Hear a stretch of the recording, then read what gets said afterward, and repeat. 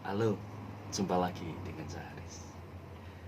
Bagaimanakah iman kita masih dapat memiliki energi yang kuat di tengah-tengah persoalan menghadapi bahaya COVID-19? Belajar dari imannya Thomas. Iman itu bagaikan perjalanan mengayunkan langkah kaki. Kadang harus berjalan cepat, kadang harus berjalan lambat. Kadang harus berhenti sejenak karena kaki kita terpelecok jatuh. Kadang kita harus berjalan lurus, kadang harus menikung tajam, tetapi kadang kita harus menaiki anak tangga menuju puncak. Jadi iman bukanlah lompatan, pijakan kaki tanpa dasar. Iman selalu bertumpu pada dasar yang kuat day by day, dari hari ke hari. Bagaimanakah perjalanan iman Thomas dari iman yang terluka, kecewa, menjadi iman yang puas, iman yang benar, bahkan iman yang konsisten tetap melayani Tuhan sampai pada akhir hidupnya. Yohanes pasal 20 ayat 24 sampai yang ke-29.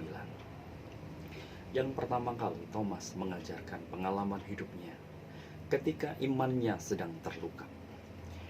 Harapan besar sebagian orang-orang Yahudi pada waktu itu, termasuk Thomas, adalah ingin menjadikan Yesus itu sebagai Mesias, versinya orang Yahudi. Sesuai dengan kitab Ulangan pasal 18 ayat yang ke-18, akan lahir seorang nabi yang sama seperti Musa, yang membebaskan orang Israel dari penjajahan Mesir. Maka nabi yang akan lahir ini pun diharapkan akan membebaskan orang Israel dari penjajahan Romawi. Thomas dan kawan-kawan sudah memberikan seluruh hidupnya untuk menjadi murid Kristus. Yesus adalah Tuhan, majikan, pimpinan, guru. Mereka menyerahkan seluruh hidupnya kepada Tuhan dengan harapan Yesus sebagai pembebas orang Israel. Faktanya, Yesus mati disalib. Bentuk dari kematian yang sangat biadab dan layaknya hanya ditujukan kepada para perampok kelas berat, membuat Thomas terpukul, tidak mengerti mengapa itu harus terjadi. Dia kecewa, seolah-olah harapannya sudah lenyap, langit bagikan runtuh. Dia mengurung diri di rumah selama 8 hari. Yesus sudah menampakkan diri kepada teman-teman yang lain, tetapi Thomas tidak ada, karena imannya sedang terluka, karena harapannya tidak sesuai dengan kenyataannya. Kecewa karena Tuhan tidak menjawab kebutuhan dan persoalannya. Kecewa karena Tuhan tidak berpihak pada kepentingannya. Nah, persoalannya, apakah Tuhan Yesus menegur dengan kemarahan? Anak yang baru belajar berjalan tidak boleh dipaksakan untuk diajak berlari cepat seperti kakaknya yang sudah dewasa. Iman juga butuh waktu untuk bertumbuh secara alami. Ada kalanya kaki kita lemah, jatuh, dan terpelecok, sementara orang yang lain terus berlari. Kita berhenti sejenak, mengambil nafas dan membalut luka. Seperti itulah Thomas yang sedang mengurung diri di rumahnya. Tuhan Yesus tidak membentak Thomas sebagai orang yang bodoh, orang yang lemah, orang yang lamban, atau orang yang tidak bersemangat. Tuhan Yesus justru datang mencari Thomas secara pribadi dan ingin memberi jawab atas persoalannya. Apa masalahnya Thomas? Thomas yang kecewa, dan Tuhan Yesus datang dengan membawa damai sejahtera. Ini adalah kata damai sejahtera yang ketiga kalinya yang 2 kali disampaikan kepada Petrus dan kawan-kawan minus Thomas. Dan kali ini adalah damai sejahtera yang ketiga yang disampaikan kepada Thomas. Dalam budaya Yahudi, damai sejahtera yang disampaikan yang ketiga kali itu adalah level yang puncak, the best, ekstrim. Jadi damai sejahtera dengan kualitas tinggi yang dimiliki oleh Kristus diberikan kepada Thomas. Tuhan juga menjawab keraguan Thomas dengan kepastian kehadiran Tuhan yang omnipresent, Allah Maha Hadir. Sementara Thomas berpikir Tuhan tidak hadir, Tuhan diam, Tuhan mati, Tuhan tidak berdaya. Ternyata Tuhan hadir. Bahkan masa depan Thomas sebagai seorang murid Kristus sepertinya sudah tidak memiliki harapan, namun dijawab oleh Tuhan dengan pengutusan, terimalah Roh Kudus dan aku mengutus engkau untuk melayani. Saudara, Thomas melihat sendiri bukti kebangkitan Yesus. Thomas mendapatkan damai sejahtera dan Thomas mendapatkan pengutusan dari Tuhan kembali. Rencana Tuhan dalam hidup kita tidak bisa dihentikan oleh persoalan apapun dan keadaan apapun, termasuk oleh wabah COVID-19. Mungkin saja kadar kesetiaan dan kepercayaan kita pada Tuhan bisa berkurang atau merosot kualitasnya. Namun kesetiaan Tuhan pada kita tidak pernah berhenti hanya karena kita berubah setia atau kita kurang percaya. Tuhan selalu punya cara mengubahkan iman kita yang lemah. Karena perekonomian kita terpukul, mungkin kita lelah, 1 bulan lebih sudah stay at home. Mungkin kita sudah kehabisan akal untuk bisa bertahan hidup. Namun percayalah, Tuhan selalu punya cara yang ajaib untuk menolong kita masing-masing. Di saat kita berpikir Tuhan diam, Tuhan tidak peduli, Tuhan tidak bekerja, ternyata Tuhan terus bekerja dengan caranya sendiri. Iman yang kecewa dan terluka justru menjadi alasan bagi Tuhan untuk menyatakan kasih setianya yang besar kepada kita. Pelajaran yang pertama dari pengalaman hidup Thomas, iman yang lemah berjalan semakin maju dipimpin oleh Tuhan menjadi iman yang jujur. Yohanes pasal yang ke-20 tetap berkisah bahwa iman bukanlah menghipnotis diri. Secara tidak sadar kita menerima apapun tanpa ada data dan fakta. Jika Thomas meragukan kesaksian Petrus dan teman-temannya, itu bukan karena Thomas tipenya orang ngeyel atau keras kepala. Namun Thomas bersikap jujur. Imannya harus dapat dipertanggungjawabkan. Ia harus mempertanggungjawabkan apa yang dia percayai, apa yang ia katakan, apa yang ia saksikan. Buktinya, Tuhan Yesus tidak mengecam iman Thomas, keraguan Thomas. Bahkan seolah-olah kehadiran Tuhan itu adalah memenuhi permintaan dari Thomas. Yesus bahkan menyuruh Thomas, cucukkan jarimu itu pada tanganku dan cucukkan tanganmu pada lampu. Maksudnya Tuhan Yesus adalah ingin memberikan fakta kebangkitan Tuhan Yesus. Dan bukti kebangkitan ini adalah sesuatu yang sangat penting, bahwa kebangkitan Yesus itu benar-benar terjadi.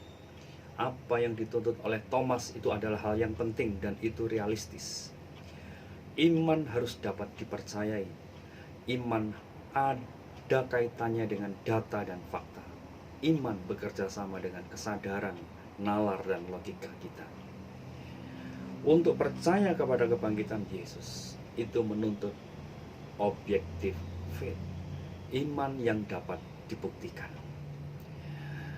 iman yang dapat dipertanggungjawabkan. Contoh lain bahwa Thomas memiliki iman yang jujur. Dalam Yohanes pasal yang 14, waktu Tuhan Yesus mengatakan, "Di rumah Bapakku banyak tempat tinggal. Jika tidak demikian, tentu aku tidak mengatakannya kepadamu. Aku akan pergi ke sana untuk menyediakan tempat bagimu. Lalu akan kembali dan membawa kamu ke tempatku, supaya di mana aku berada, kamu pun berada. Dan kemana aku pergi, kamu tahu jalan ke situ." Thomas langsung berkata, "Tuhan, kami tidak tahu kemana engkau akan pergi. Bagaimana kami tahu jalan ke situ?" Jadi ketika Thomas tidak mengerti, dia bertanya. Iman yang jujur. Iman yang jujur adalah iman yang bertanggung jawab. Iman yang jujur adalah iman yang akan terus belajar kebenaran. Iman yang mencari kehendak Tuhan. Iman yang haus dan lapar akan kebenaran. Iman yang jujur itu bukanlah iman yang besar, bentuknya, modelnya, omongnya. Namun iman yang benar adalah kualitas, buktinya, dampaknya bagi dunia ini. Tuhan terus memimpin iman Thomas. Dari iman yang terluka menjadi iman yang jujur. Kemudian kita belajar iman yang benar. Pengakuan yang paling agung di dunia disampaikan Thomas. "Ya Tuhanku, ya Allahku." Apa maksud dari pengakuan Thomas ini? Pengakuan Thomas ini yang pertama mengandung gagasan relasi secara personal. Sekarang bukan lagi apa kata orang, tetapi aku sendiri telah melihat Tuhan. Thomas telah mengenal secara pribadi. Tuhanku, Allahku. Pengakuan ini juga menjelaskan identitas dirinya sendiri. Siapa Thomas di hadapan Tuhan? Saudara, jika Anda memanggil Tuhan Yesus adalah Bapa, berarti Anda adalah anaknya. Jika saya menyebut Yesus adalah guru, maka saya adalah muridnya. Jika Anda menyebut Yesus adalah Tuhan, maka saudara hambanya. Jika saudara menyebut Yesus adalah Allah, maka engkau adalah umat yang beribadah kepadanya. Jadi pengakuan Thomas ini adalah pengakuan yang sangat ajaib. Dengan mengaku Yesus adalah Tuhan dan Allah, itu mempertegas bahwa posisinya, identitasnya Thomas sekarang ini adalah hamba, murid Tuhan yang masih mendapatkan pengakuan dan tempat terhormat di hatinya Tuhan. Dan dia rela menerima tugas pengutusan itu sebagai seorang hamba. Dia merasa tidak memiliki hak lagi atas hidupnya. Makanya dia katakan, "Ya Tuhanku." Yohanes 20 ayat 21 menegaskan, "Sama seperti Bapa mengutus aku, demikian juga sekarang aku mengutus kamu." Thomas merasa yakin dan mantap bahwa hidupnya masih ada dalam hatinya Tuhan sebagai seorang murid yang siap untuk diutus, dipekerjakan di ladangnya. Kita perhatikan, iman itu terus bertumbuh. Iman itu bergerak maju karena dipimpin oleh Roh Kudus. Iman itu berjalan from faith to faith. Iman yang lemah beranjak menjadi iman yang jujur. Menaiki anak tangga menjadi iman yang benar. Kemudian iman yang akan beroleh kemuliaan. From glory to glory. Tuhan Yesus berkata kepada Thomas, "Karena engkau telah melihat aku, maka engkau percaya. Berbahagialah mereka yang tidak melihat, namun percaya." Apa artinya berbahagialah mereka yang tidak melihat namun percaya? Apakah iman Kristen itu tidak boleh kepo dengan Tuhan? Apakah kita harus menutup mulut untuk tidak perlu bertanya? Apakah kita tidak boleh kritis? Sejauh menyangkut iman, maka kita harus mematikan akal kita? Tentu tidak. Buktinya Tuhan ternyata juga memberikan data dan fakta kebangkitannya dengan hadirnya di tengah-tengah persekutuan mereka. kuburnya yang kosong, Yesus menampakkan diri kepada murid-muridnya. Yesus memberi makan kepada Simon Petrus di tepi danau, dan Yesus menjumpai 500 orang sekaligus. Itu adalah bukti, data dan fakta bahwa Yesus itu hadir bangkit. Dan Tuhan Yesus datang kepada Thomas. Tujuan pertamanya adalah untuk menunjukkan bukti kehadirannya. Dan bukti kebangkitan itu sangat penting. Karena Yesus ingin menjelaskan kepada mereka, yang pertama, bahwa iman mereka adalah iman yang benar kepada Tuhan. Iman yang dapat dipertanggungjawabkan. Yang kedua, Tuhan Yesus mau menjelaskan bahwa panggilan hidup mereka bukanlah panggilan yang main-main, tetapi panggilan hidup yang benar. Karena mereka juga tetap diutus sebagai pelayan Tuhan. Yang ketiga, Tuhan ingin menjelaskan bahwa sumber hidup mereka adalah sumber yang benar. Karena mereka diutus bukan karena memiliki kecakapan secara personal, tetapi karena dipimpin oleh Roh Kudus. Saudara, Yohanes berkata, semua yang tercantum di sini telah dicatat supaya kamu percaya bahwa Yesuslah Mesias, Anak Allah. Ada hal yang menarik di sini.